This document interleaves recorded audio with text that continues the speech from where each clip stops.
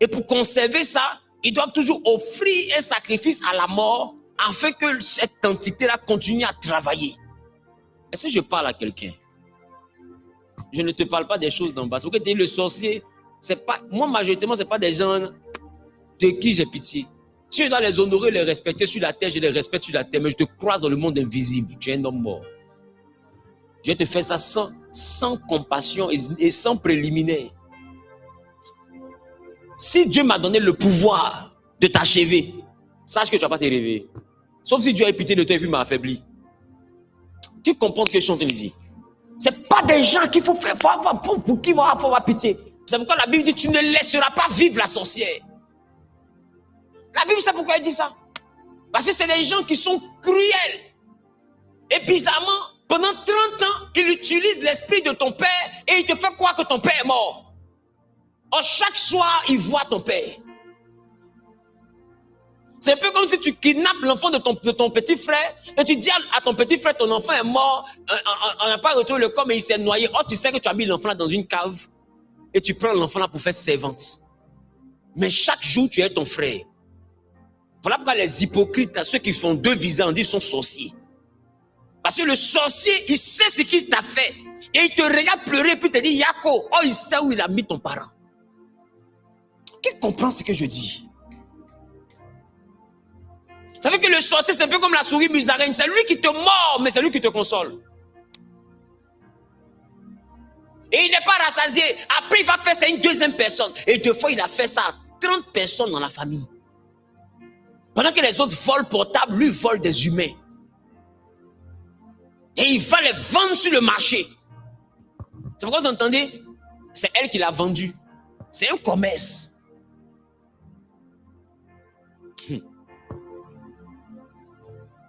Je vais parler bientôt du marché spirituel. Qui se rappelle ce que j'ai dit? Et il n'y a pas plus de trafiquants. Au fait, les sorciers, c'est les narcotrafiquants du monde spirituel. De toute façon, on poursuit les gens du cartel là. C'est comme ça dans le monde spirituel, le cartel là, c'est les sorciers. Ils fournissent aux agents mystiques les éléments dont les mystiques ont besoin pour certaines incantations. Ils fournissent aux marabouts, aux féticheurs, parce que les marabouts sont différents des féticheurs. Ils fournissent aux féticheurs les éléments ou les entités utiles pour leur travail. C'est un peu comme tu ouvres ta cabine et puis l'agence de Wave te crédite. Eux, ils créditent en esprit. Ils donnent des esprits pour que les gens travaillent. C'est pourquoi le salut qu'un féticheur peut faire pour toi là ne peut jamais te délivrer de la sorcellerie. C'est une illusion de penser, parce que c'est la sorcellerie qui parraine les esprits avec lesquels ils travaillent. Comment toi tu peux dire que c'est moi je finance une banque et puis tu estimes que la caissière peut te donner un crédit? Oh, c'est mon argent. C'est toi qui ne sais pas que c'est mon argent. Donc comme un génie qui est dans un fétiche qui est en réalité un défunt, que ce que le monde de la sorcellerie a mis à la disposition d'un féticheur. Parce qu'un féticheur, c'est aussi un sorcier. Et voilà pourquoi tous ceux parmi vos parents qui sont allés se confier à des féticheurs pour être délivrés de la sorcellerie, ça a mis du temps, mais la sorcellerie les a tués. Parce qu'en fait, c'est deux sorciers qui jouent avec toi. On te fait croire que tu es un matin, on dit bon, c'est bon, ça suffit, mettons fin à cette histoire, on va passer à autre chose. Qui comprend ce que je suis en train de dire? C'est-à-dire un peu comme un chat qui n'a pas faim, et puis il joue avec une souris, la souris pense qu'elle peut s'enfuir, on vous donne l'impression que vous pouvez vous enfuir. Sinon, ils savent que c'est le même monde. Et à un moment donné, le féticheur et le sorcier vont dealer. Qu'est-ce que je peux te donner pour que ton esprit là quitte derrière lui? Ok, maintenant que tu as parlé, il faut donner temps, il faut donner temps, il faut donner temps. Et s'il a respecté ce que l'esprit lui a demandé, l'esprit qui te protégeait te quitte. Parce qu'il vient d'avoir un nouveau deal. Qui comprend ce que je suis en train de dire? C'est là qu'est sortie l'expression derrière village, il y a village. Le fer coupe le fer. Est-ce que je parle? Parce que les choses dans le monde spirituel se négocient. Donc les sorciers vont aller en négociation pour essayer de comprendre à quelle confrérie l'entité là appartient. C'est une entité, mais ça n'appartient pas à notre village. Ça peut appartenir à un autre village. Donc on doit aller chez eux là-bas pour dire, votre mort qui travaille pour tel féticheur là, qu'est-ce qu'on peut lui donner pour qu'il laisse notre fils là, pour que nous, on puisse prendre. Qui comprend ce que je suis en train de dire? Et il y a un deal qui est fait. Si le marché est conclu, tu es fait. Qui comprend ce que je suis en train de dire? Et bizarrement, le problème, c'est que le marché, là, on discute du marché quand toi, tu dors. Tu ne sais même pas que les gens sont en train de causer de toi. Tu te dis que tu es sécurisé parce que tu as quelque chose sur le terrain. Et c'est comme ça qu'il y a des gens qui se sont dit, mon truc là me protège, il n'y a rien. Même si je fais accident, il a disparaître. Le jour où il a fait accident, il est sorti tomate pâte. Parce que les sorciers l'ont dribblé. Ils ont fait un deal. Il ne sait pas que ce qu'il attachait à ses reins, c'est devenu Baya. Le génie est parti. Parce qu'il y a eu un autre deal. S'il savait que c'est Baya, il allait porter, je te promets qu'au lieu de voyager, il allait danser si bas. Ouais, il est bon Baya pour danser si bas de faire. Au moins, ça peut servir à quelque chose. Au moins, ça peut servir à quelque chose. Oh, mais c'est qui mes parents même? Eh Dieu. Bon, revenons ici. C'est ce que j'appelle les entités héritées. Le jour où je vous parlais du marché spirituel,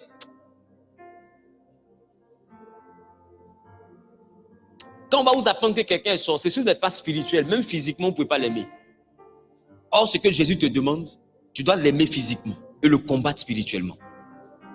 Il y a des gens qui réalisent, parce qu'on leur expliquer comment des fois les sorciers sont méchants, et à cause de cette méchanceté qu'ils estiment être trop grande, ils leur vouent une haine. Or, c'est la haine là même qui fait qu'ils arrivent à te vaincre.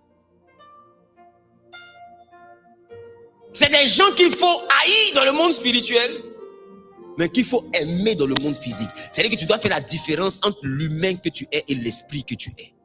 Parce qu'eux, ils savent faire cette différence-là. Le matin, elle te donne déjeuner. Elle t'envoie à l'école le matin.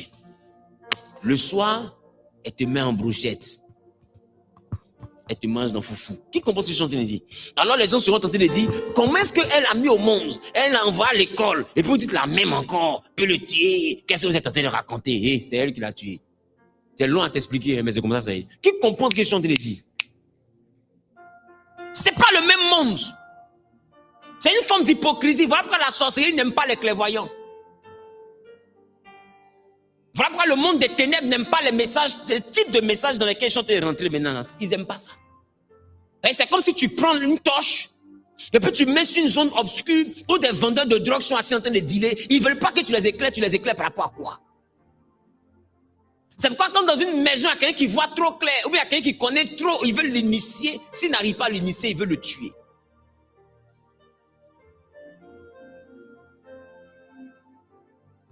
Quand il y a des combats, moi je vois, ça me fait rire.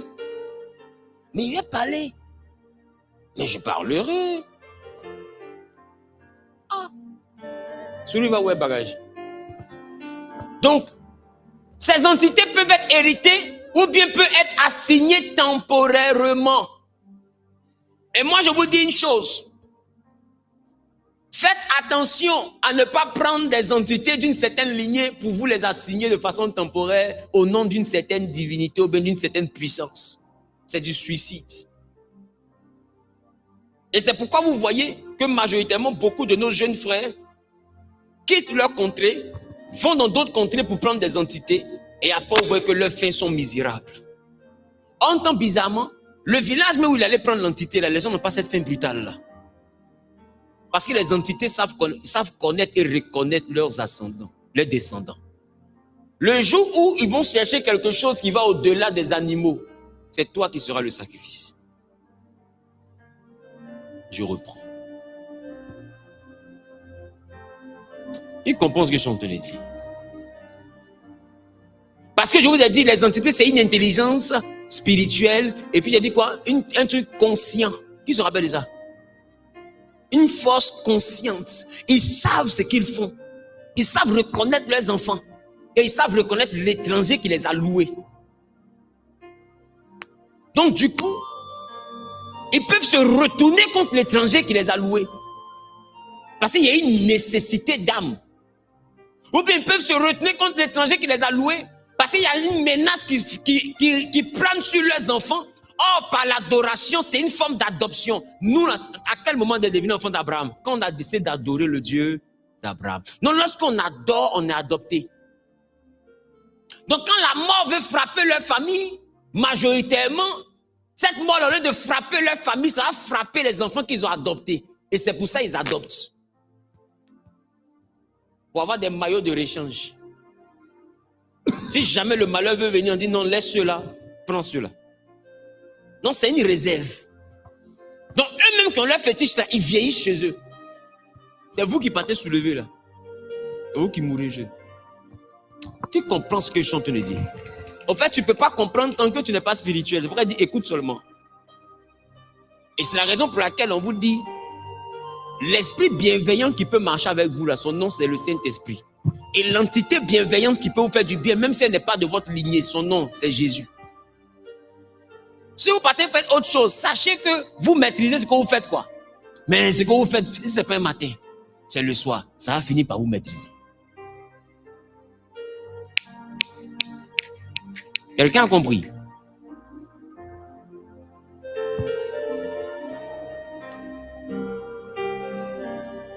Allons à la page suivante.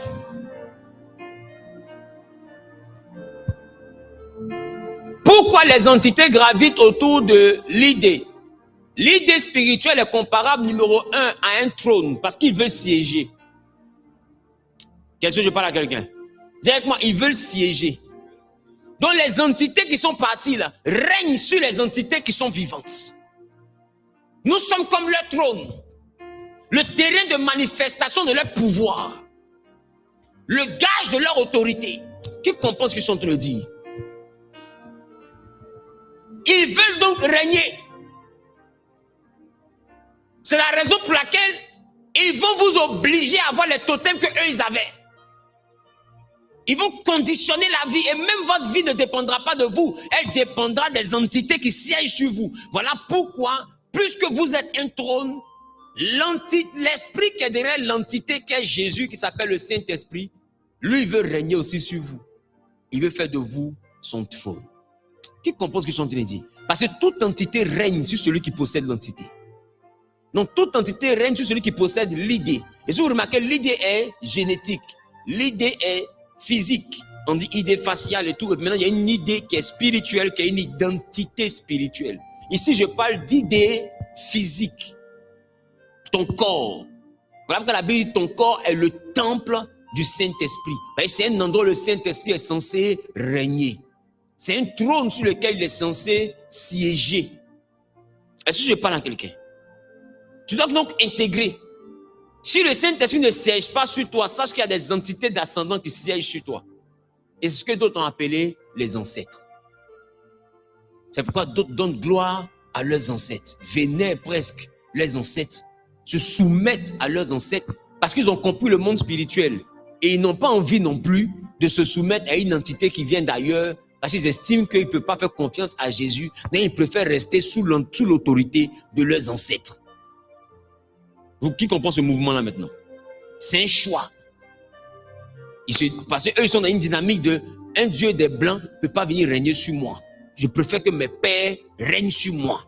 Maintenant, nous, on est dans une dynamique où on dit Dieu nous a révélé que la vraie vie est en Jésus. Donc, nous, on veut aussi que ce soit Jésus qui règne sur nous. Nos ancêtres, là, on ne sait pas ce qu'ils ont fait de leur vie. On ne veut pas que nous aussi, ils règnent sur nous. C'est pour ça, eux, ils disent que nous, on est perdus.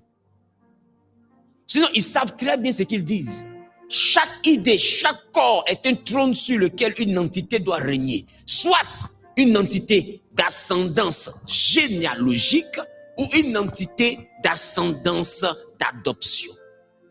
Qui comprend ce que je suis en train de dire? Mais dans tous les cas, quelqu'un doit siéger sur le trône que tu représentes. Est-ce que je parle à quelqu'un? Deux, ils sont autour de l'idée, un pour tourner, deux pour faire quoi? Pour se marquer d'un sceau. Est-ce que ta Bible ne dit pas que nous sommes scellés par le sceau du Saint-Esprit? Quand ils viennent siéger, ils te marquent d'un sceau. Et le sceau de vos familles, c'est ce sceau-là de fois qu'il y a la maladie globale que tout le monde a. C'est un sceau. Tout le monde ne voit pas clair à un certain moment. Tout le monde a attention à un certain moment. Personne ne travaille. C'est un sceau. Ça fait que par cette signature, on reconnaît que tu es de cette entité. Qui comprend ce que je suis en train de dire? Et quand Jésus arrive, il retire le sceau de l'entité de la famille. Et puis lui met un nouveau sceau, qui est le sceau du Saint-Esprit, qui fait que ce qui était impossible à cause de l'autre signature devient possible parce que lui l'a signé. Ce qui était impossible devient possible. Ce sont des réalités spirituelles que tu ne peux comprendre que si c'est décodé dans le mysticisme christocentrique. Mets un peu d'amour dedans, s'il te plaît. Christocentrique. Alléluia. Dis avec moi un saut. Donc, lorsque tu n'as pas le sceau de Christ sur toi, alors les choses anciennes ne sont pas passées. Tu as la même vie que ceux qui ont le même sceau. Qui comprend ce que je viens de dire? Tu as la vie de ceux qui ont le même sceau. Donc, si le sceau, la signature, quand il y a un sceau là, c'est pas sceau d'eau, hein. Parce que quand tu me regardes, tu as envie de te laver. Non, c'est pas sceau d'eau. Sceau là, c'est un cachet. On se comprend? Des fois, une marque qu'on mettait sur les esclaves. Au fer, on met des fois même sur les chevaux aussi. C'est un sceau. Donc, quand Jésus vient, il voit un sceau, lui, met lui son sceau et son sceau te donne une nouvelle vie. C'est alors que les choses anciennes sont passées et il fait de ta vie son trône. Et il vient régner.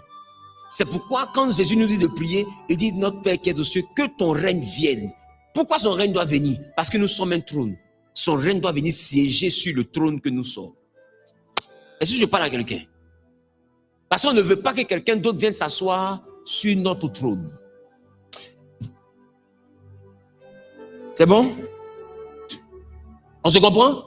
Donc du coup, dans la prière de Jésus, il y a ce décryptage spirituel à l'intérieur. Ce n'est pas une chose que vous devez banaliser. Et les ascendants viennent de fois mettre leur sceau. Si vous avez remarqué qu'il y a des familles où il y a des niveaux qu'on ne dépasse pas. C'est un sceau familial. Et c'est ce qu'on appelle de fois les bornes des pères. On dit tu ne déplaceras pas les bornes des pères. Et les entités viennent pour te marquer, pour que ta vie reste dans les bornes. Quand on dit une borne, c'est une limite. Un terrain là, est borné. Donc il est délimité. En dehors des bornes, tu n'es plus sur le terrain. Non, les bornes des pères, c'est des limites que les pères donnent aux vies de leurs descendants.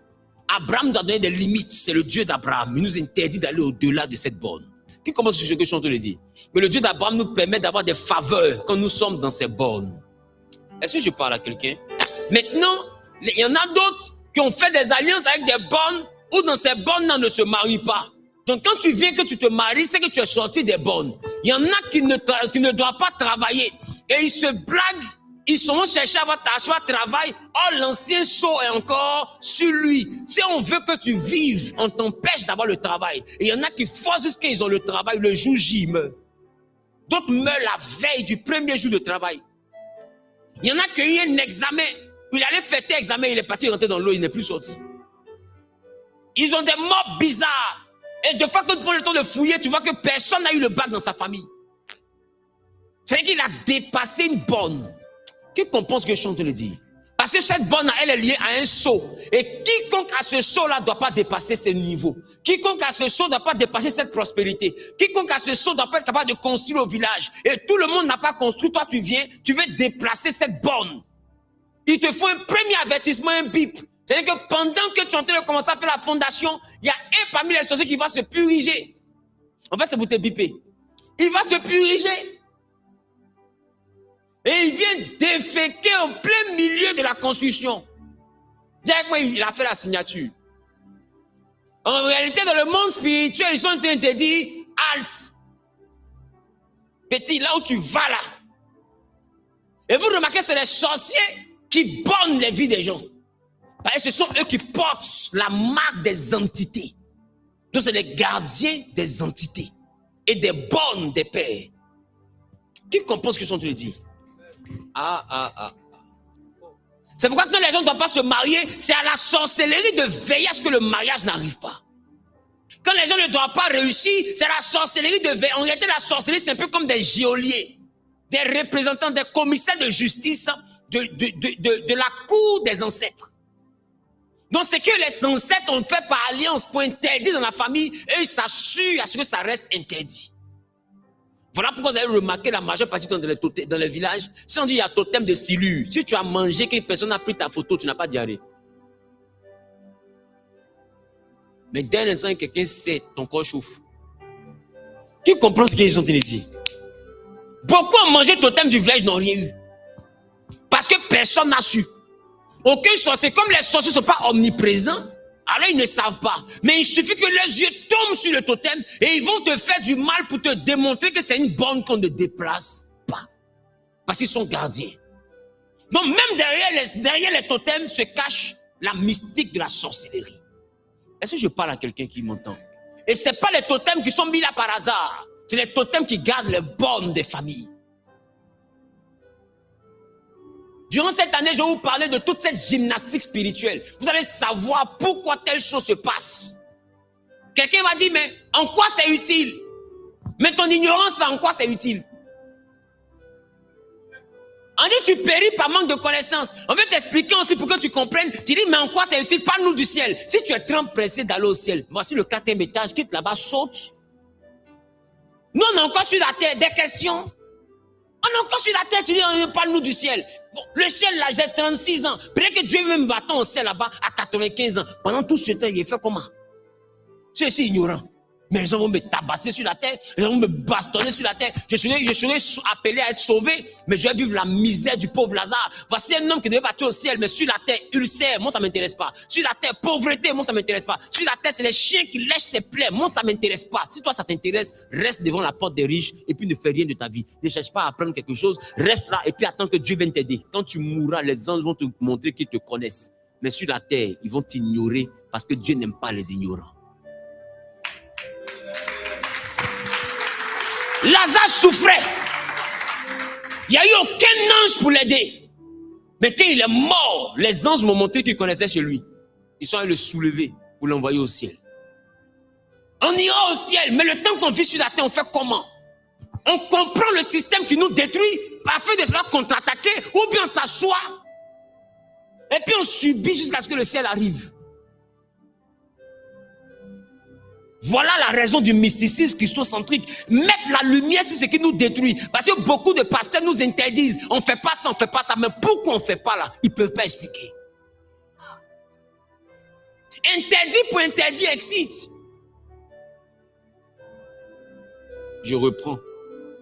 Quand on te dit, il ne faut pas sortir, et puis on ne te dit pas pourquoi il ne faut pas sortir, ton esprit est déjà dehors. En réalité, tu es en train de motiver la personne à aller vers ce que tu interdis. Donc, vous n'aidez pas l'église en disant, je prêche, je suis carré, vous ne devez pas faire ça. C'est ça même qui va les attirer.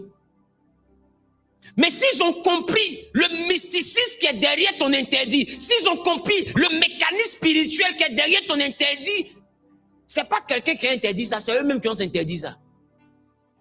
Parce qu'ils auront compris. Et c'est ça. C'est ça qui s'est passé dans le jardin d'Éden. Dieu a raté une masterclass. Sinon, si Dieu n'avait pas raté cette masterclass, il n'allait jamais nous racheter. Il nous rachète parce que deux fois, il sent que ce n'est pas totalement la faute des hommes. Je reprends. Ce n'est pas totalement la faute des hommes. Dis, explique. Voici un homme qui est né grand. Tu l'as pas éduqué, il est né, il avait barbe. Tu le mets dans un jardin.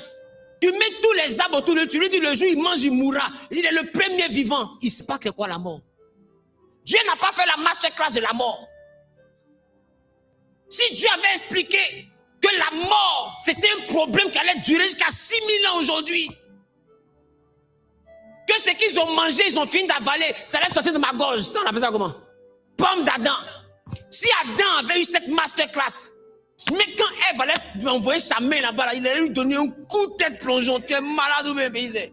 Tu es dans quel mouvement nous? Ce qu'il a expliqué là, tu n'as pas compris. Et la masterclass que Dieu n'a pas fait là, c'est Satan qui est venu faire ça.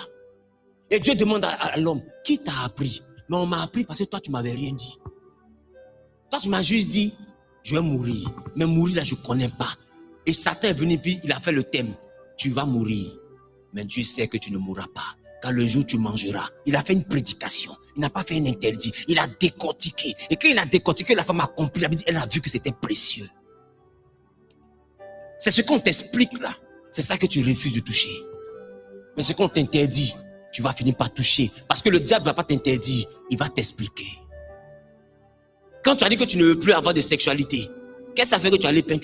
Il t'a expliqué comment c'était doux la dernière fois. Il t'a rappelé un peu. Et ton corps est là, et puis tu vibres comme ça. Et puis tu dis, yes, tu sais, la dernière fois, ton pied même tremblait comme ça. C'est vrai, mon pied tremblait. Et puis il a dit, bébé, je suis méchant. Et puis tu as dit, oui, bébé. Et puis tu as dit, non. Je dis, mais moi, Dieu, j'ai servi Dieu. Il dit, non, c'est bien de servir Dieu. Mais si tu te rappelles du goût. Et il te fait une prédication.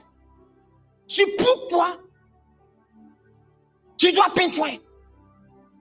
Toi, tu écoutes le message comme ça. Et puis tu sens qu'à l'heure, là, ce qui est bon pour toi, c'est le peinture. Qui comprend ce que je suis en train de dire? C'est toi seul que tu conclus. Le Saint-Esprit est là, il est inoffensif. Pourquoi? Parce que ton pasteur, qui doit t'éclairer sur les chemins du Saint-Esprit, ne t'a pas expliqué, il t'a juste interdit. Maintenant, l'autre, il vient t'expliquer le bonheur qu'il y a dans cette action. On m'interdit. Je ne sais pas quel est le malheur qui est derrière. On dit c'est le ciel. Bon, si c'est le ciel, hey, ça vient à 16h. On dit non. Il m'a fait ça à 15h. J'ai le temps d'aller demander pardon. Mais si on m'avait bien expliqué, même Ève, si on lui avait bien expliqué, donné une bonne prédication, elle n'allait pas tomber dans ça. Mais il dit, le jour où tu manges, tu mourras. Satan dit, tu ne mourras pas. Parce qu'elle ne sait pas c'est quoi mourir. Elle ne sait pas. Mais le diable qui lui parle, lui connaît bien ce que Dieu appelle, tu mourras. Et il a envoyé la prédication ailleurs. Elle veut rentrer dedans. Elle aussi a pris le message pour l'expliquer à son mari. Son mari dit, ah ouais, donc Dieu voulait se foutre de nous si on comprend bien. Il va venir trouver que nous, on est dans Dieu ici. Il y a deux dieux qui vont l'attendre. Comme il pense c'est un Dieu, ça l'amuse, c'est ça. Lui, il met la clé pour devenir Dieu à côté de nous. Et puis, il ne nous explique pas, il appelle ça tu mourras. Oh, tu mourras là, ça veut dire, on devient Dieu. Qui vous a dit ça? C'est Satan. Satan a pris tu mourras là, il a rendu ça, vous devenez Dieu. Dans une prédication détaillée. Et ils ont pris, ils ont d'abord, ils attendent Dieu. Ils ont fini de manger. Au lieu de devenir Dieu, ils ont su qu'ils sont nus. Maintenant, ils disent à Dieu, on a entendu ta voix, on allait se cacher. Parce que nous sommes nus. Regarde ce que Dieu dit. Il dit qui? Parce que Dieu sait que vous ne pouvez pas découvrir ça de vous-même. Il sait qu'il faut forcément un professeur. Et il n'a pas été le professeur. Il n'était pas là pour vous enseigner. Il dit, qui est passé derrière moi pour vous enseigner ça? On dit, non, c'est la femme.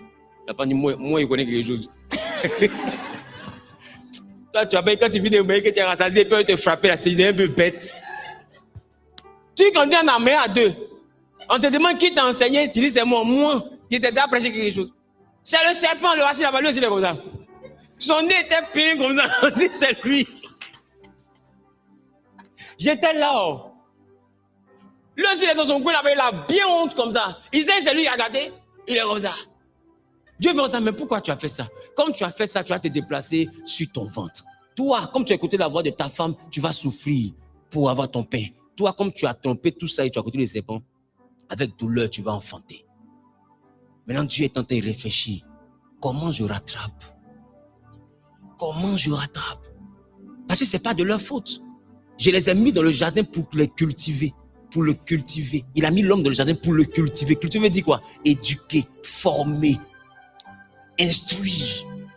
Et au lieu de le cultiver, il a laissé seul dans le jardin. Or, lui-même, il a dit, il n'est pas bon que l'homme soit seul.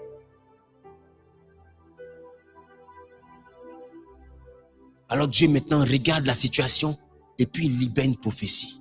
Il dit, serpent, je crée une inimitié entre toi et la femme, entre sa postérité et toi. Tu mordras son talon, mais sa postérité écrasera ta tête. Dieu venait de prophétiser la réparation. Parce qu'une femme n'a pas de postérité. La postérité appartient à l'homme. Donc Dieu est en train d'annoncer au serpent, c'est un enfant né d'une femme qui n'a pas de père qui va te détruire. Voilà pourquoi Jésus n'a pas eu de père, il a eu seulement une mère. C'est Dieu qui a prophétisé dans le jardin pour corriger l'erreur. Dieu ne nous a pas rachetés parce qu'on a commis une erreur. Il nous a rachetés parce qu'il n'avait pas donné l'information totale.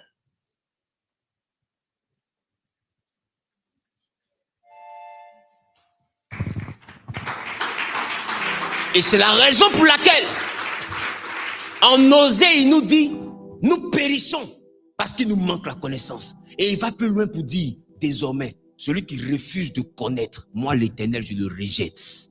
Pour pas, tu vas venir, tu ne t'es pas expliqué. Je suis prêt à tout expliquer. Si tu as refusé qu'on t'explique, je considère que je ne te connais pas. Parce que tu as rejeté la connaissance. Et puisque tu as rejeté la connaissance, il dit, j'oublierai même tes enfants. Donc désormais, celui qui est resté ignorant, ce n'est plus la faute de Dieu, c'est ta faute. Qui comprend ce que je suis en train de dire? Et depuis ce jour-là, Dieu n'aime pas les ignorants. Il n'aime pas ceux qui ont la tête qui est vide. Ne remplis pas ton ventre, remplis ta tête.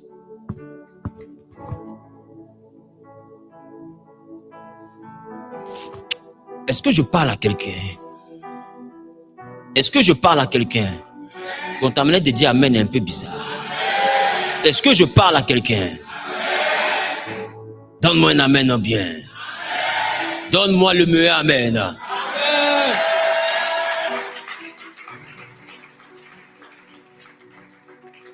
C'est la raison pour laquelle il faut qu'on arrête d'interdire pour interdire. Il faut expliquer. Une fille à qui tu dis, ne sors pas, ne sors pas. Maman, je ne veux pas que tu sortes. Elle va te ramener une grossesse sans papa. Les enfants à qui on n'a pas interdit de sortir, mais que les parents ont fait asseoir pour leur donner conseil, pour leur expliquer la vie. Elle est dehors là-bas. Hein?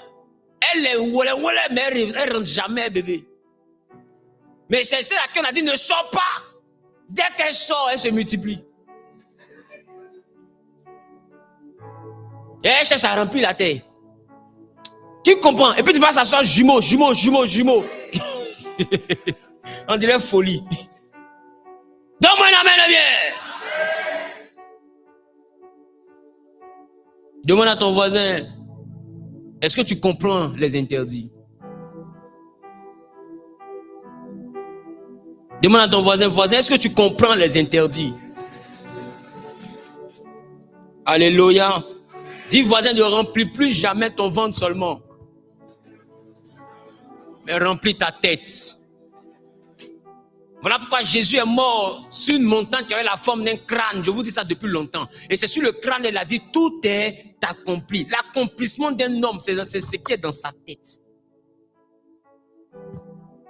Parce que le diable exploite les ténèbres de l'ignorance. Parce que ignorance rime avec ténèbres. Parce que le mot ténèbres, en Genèse, dans l'étymologie hébraïque, veut dire ignorance aussi. Donc quand on dit qu'il y avait les ténèbres, on dit qu'il y avait l'ignorance à la surface de la terre. Lorsqu'il y a l'ignorance à la surface de ta tête, sache que c'est le diable qui règne sur toi. Parce qu'il exploite ton ignorance. Et Dieu dit, s'il arrive à vous détruire, c'est parce que vous manquez de connaissance. Est-ce que je parle à quelqu'un? Poursuivons.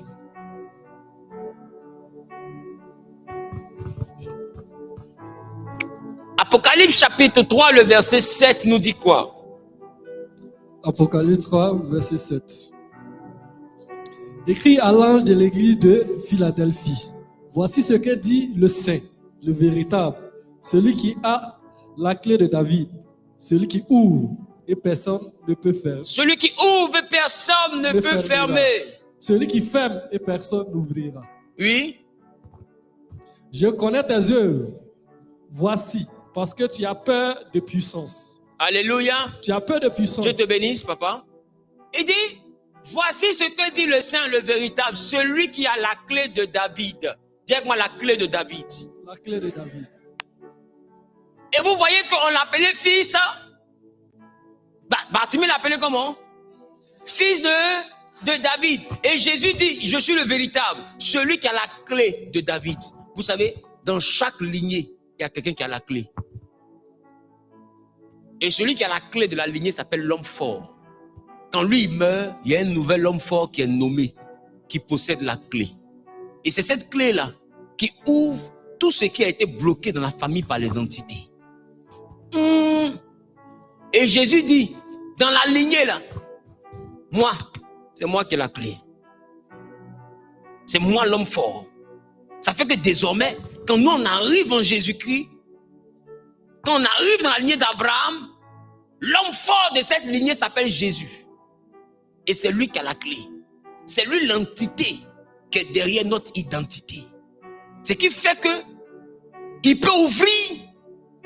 Et il dit, il est celui qui ouvre et nul ne peut fermer. Parce que pour fermer, tu dois prendre la clé. Oh, il a la clé. Mais quand tu n'es pas sous cette couverture spirituelle et que tu es encore attaché à des ancêtres dont tu ne maîtrises pas les engagements, il y a quelqu'un que de fois tu ne connais pas qui a la clé. Et c'est lui qui dit souvent, personne ne va réussir, personne ne va se marier, parce que c'est lui qui a la clé. Et la porte de l'élévation de la famille a une serrure, et c'est lui qui a la clé. Donc quand personne ne se marie, c'est parce qu'il a fermé la porte. Il a la clé. Là où il y a clé, numéro 1, il y a gardien. Numéro 2, il y a convoiteur. Numéro 3, il y a surveillant. Numéro 4, il y a opposant. Donc c'est lui qui s'oppose. Ça c'est 1. De 2, c'est lui qui surveille. Si on dit tu ne dois pas avoir de millionnaire, c'est lui qui surveille. Débrouille-toi, mais bloque-toi à 900 000. Quand tu commences à aller au-delà, tes problèmes commencent. Comme si les problèmes commencent à partir d'une frontière. Mais quand ton argent descend à un certain niveau, tu vois que ta vie est équilibrée. Mais quand ton argent arrive à un certain niveau, des problèmes s'invitent dans ta vie. Parce qu'il surveille. Et celui qui surveille est celui qui veille sur. Donc l'homme fort, il vous regarde. Il vous observe. C'est pour ça que je vous ai dit, dans votre maison, il y a toujours quelqu'un ou bien quelque chose, une chose par laquelle le diable passe pour vous observer. Parce qu'il doit surveiller pour voir, est-ce que vous dépassez la limite? Donc, deux fois, il se met dans vos masques de décoration. Ah oui, si. Parce que les objets sont des éléments d'incarnation des esprits. Il y a des masques que vous avez dans vos maisons. Deux fois, les entités n'habitent pas ailleurs. Les entités habitent ces masques. Est-ce que tu les as sanctifiés? On ne met pas quelque chose qu'on n'a pas sanctifié dans notre maison. Sinon, ce sont des vases, c'est décoratif. C'est de l'art. C'est pourquoi ta vie est artistique. Comme tu penses, c'est un jeu. Quand ça pour jouer, non, il est payé ça à l'INSAC. Lui qui a fait, il n'est pas sataniste. Mais tout ce qui est corps, tout ce qui est un corps, tout ce qui est une forme, peut être le lieu d'habitation d'une entité. Ma question, les fétiches là, c'est pas un statut, c'est pas un homme qui a sculpté, mais ça est devenu le lieu d'habitation d'une entité. Je ne sais pas si je parle à quelqu'un.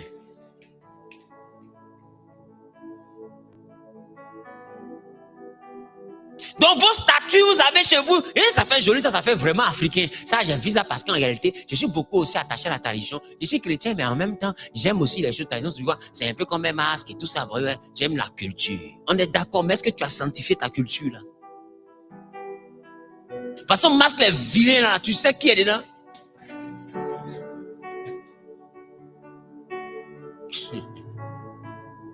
Donne-moi un amen bien. Tu t'en payes des vases et des visages dessus. Tu viens, tu déposes dans ta maison. C'est vrai, ça fait beau, ça fait chic. Mais est-ce que tu as sanctifié ces vases? Un homme spirituel comprend qu'il doit exorciser tout ce qui rentre dans son environnement.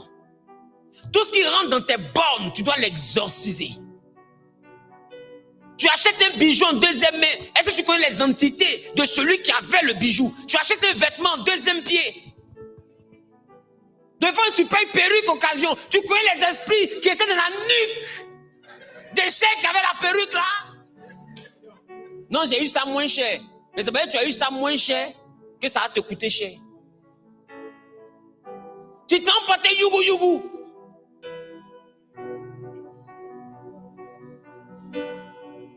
Est-ce que tu connais l'esprit de celui qui était propriétaire de ce vêtement. Parce que chaque vêtement a une ADN, a une idée. Et chaque idée a des entités. Donc, est-ce que tu connais l'identité du propriétaire? Parce que dans nos vêtements, il y a nos entités. C'est pas le vêtement de Jésus qui comportait l'Esprit Saint qui a guéri la femme qui a la perte de sang. Ah, ça aussi j'ai oublié. Quand quelqu'un a une spiritualité, sa spiritualité va jusque dans sa sueur et dans son vêtement. Est-ce que tu connais l'esprit qui est là? Devant quand les gens meurent et puis sont sorciers là, leur sorcellerie là reste dans les habits. Celui qui a venu ouvrir valise là, il a eu bonus zone comme ça. Ça sera lui. Qui sait ce que je dis est vrai? C'est pourquoi quand quelqu'un meurt, aller ouvrir la maison pour ouvrir ses affaires, c'est pas tout le monde qui fait ça. De faire sa chose là, déposer là-bas, ça t'attend. Viens ouvrir les habits, tu vas voir. Et toi, tu casses les balles, ça te rentre, ça te sert, ton ventre est bien. Regarde comment c'est chic chez moi. Regarde comment c'est chic chez moi. Après, on te renvoie, tu cherches dans ton village. Mais tu as mis une idée avec des entités qui ne te correspondent pas.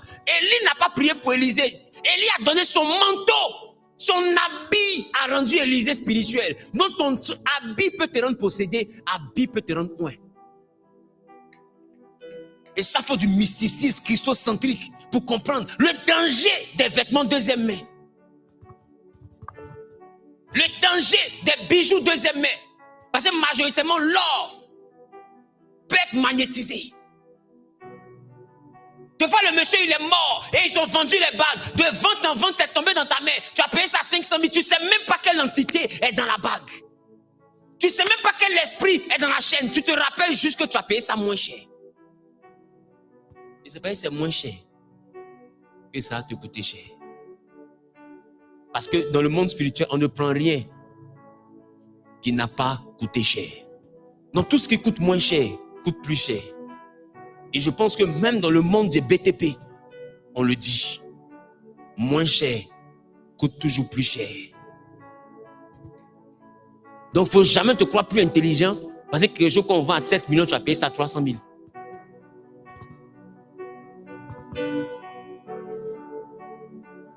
Je ne sais pas si je parle à quelqu'un. Déjà demandé moins cher coûte cher.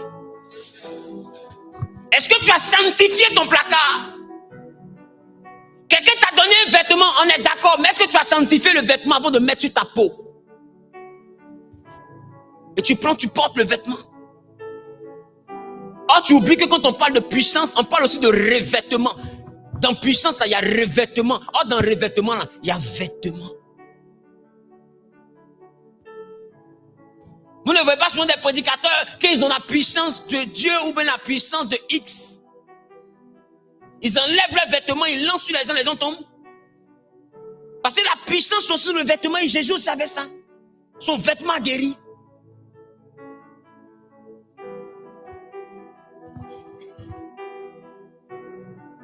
Donc il y a des gardiens, il y a des convoiteurs, il y a des surveillants, il y a des opposants.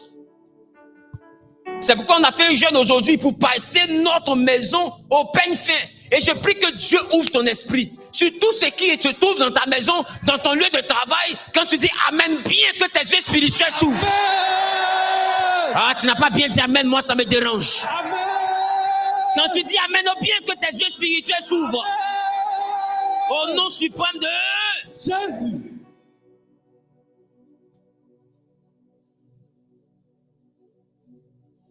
Est-ce que je parle à quelqu'un?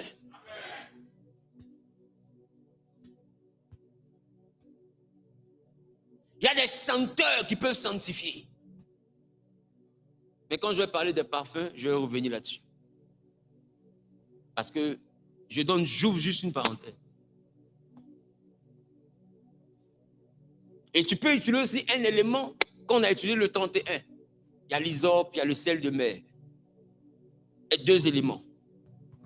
Lorsque tu prends quelque chose qui ne t'appartient pas, avant de mettre sur ta peau, il faut faire bouillir ça dans un composé qui est fait de ces choses. Hysope, sel de mer, tu peux mettre même du citron à l'intérieur. Avec le psaume 42.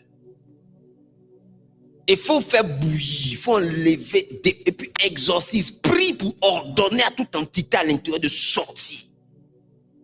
Parce que d'autres ne te donnent pas habit, ils te donnent maladie.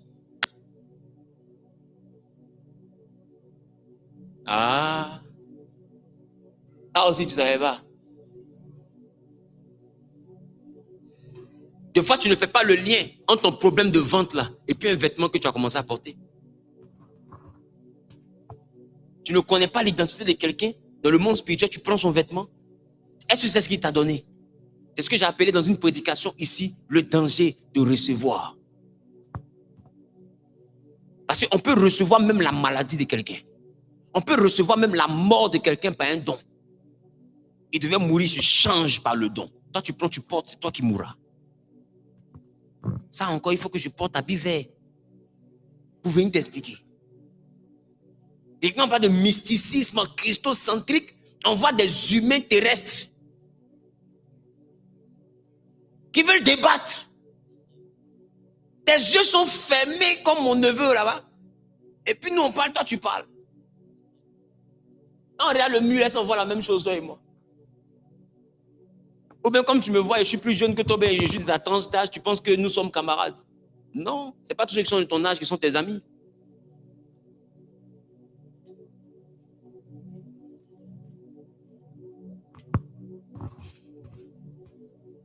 Donne-moi un amen bien. C'est pourquoi je prie que Dieu ouvre ton esprit. Que Dieu ouvre ton esprit. Que Dieu ouvre ton esprit. Amen. À la compréhension des choses spirituelles. Amen. Que tu aies un discernement qui s'accroît. Amen. Pour que tu puisses être capable de sonder ton environnement. Amen. Que tu sois capable de voir dans ton environnement ce qui ne cloche pas. Amen. Que l'homme naturel en toi meure. Amen. Que l'homme et la femme surnaturelle prennent vie. Au nom suprême de Jésus-Christ. Que tes regards de terrestres et de terriens se ferment. Que tes yeux spirituels s'ouvrent. Lorsque tu vas regarder, tu dois être capable de voir. Tu dois regarder et tu dois voir. Au nom de Jésus. Ce n'est pas tous ceux qui regardent qui peuvent voir. Ce n'est pas tous ceux qui écoutent qui peuvent comprendre. Et Jésus dit, il parle afin que ceux qui regardent sans voir. Parce qu'il est conscient que tu peux regarder comme ça, puis tu ne vois rien.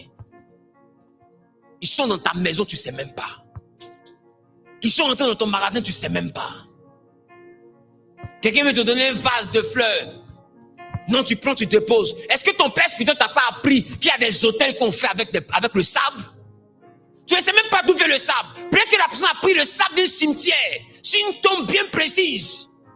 Mis au-dessus du vase, fait une belle décoration, venez déposer. La mort est rentrée dans ton magasin, tu ne sais même pas. Tu dis, j'ai fait décoration, ça fait chic. Si Dieu pouvait ouvrir ton esprit. J'ai donné des bains. Les gens du coaching, il y en a qui ont fait le bain. Ils arrivent dans leur salon en Europe, dans leur salon. C'est asticot qui est sur le fauteuil. Asticot. Juste qu'ils ont mis dans sous-pied. Ils veulent jouer. Tu dois exorciser ta maison. Il n'y a pas que les humains qu'on délivre. On délivre les maisons. Vous ne savez pas que les maisons de façon possédées? Une maison n'est pas un tas de briques. Une maison est une entité. Vraiment quand Jésus dit, quand vous rentrez dans une maison, saluez-la. Parce qu'une maison a des oreilles. L'entité d'une maison est toujours sur le toit de la maison. On n'a pas derrière le toit. Et dit, si cette maison est digne, elle recevra votre paix. Si elle n'est pas digne, votre paix va retourner à vous et secouer la poussière. Ce n'est pas dans toutes les maisons on va séjourner. Ce n'est pas dans toutes les maisons on va dormir. Qui comprend ce que je suis en train de dire? Excusez-moi si mes messages de foi commencent à vous effrayer. Parce que le monde spirituel est très loin de vos réalités physiques. Voilà. Et pour ceux qui me connaissent bien, quand je prêche, je suis toujours dans une forme de transe un peu bizarre. Écoutez-moi bien. Ne regardez plus votre environnement de façon simple. C'est pourquoi je dis l'homme spirituel, lui, il regarde les entités derrière les choses. Il ne regarde pas les choses. Il ne regarde pas l'apparence. L'apparence ne l'intéresse pas. Il regarde la profondeur. Il dit, Seigneur, rends-moi profond. Rends-moi capable de voir au-delà de ce qui est superficiel. Est-ce que tu peux élever la voix et prier? Est-ce que tu peux élever la voix et prier? Est-ce que tu peux élever la voix et prier? Qui te donne un regard profond, qui te donne un entendement de profondeur. Bien-aimé, ta façon de prier est bizarre. Élève la voix et prie.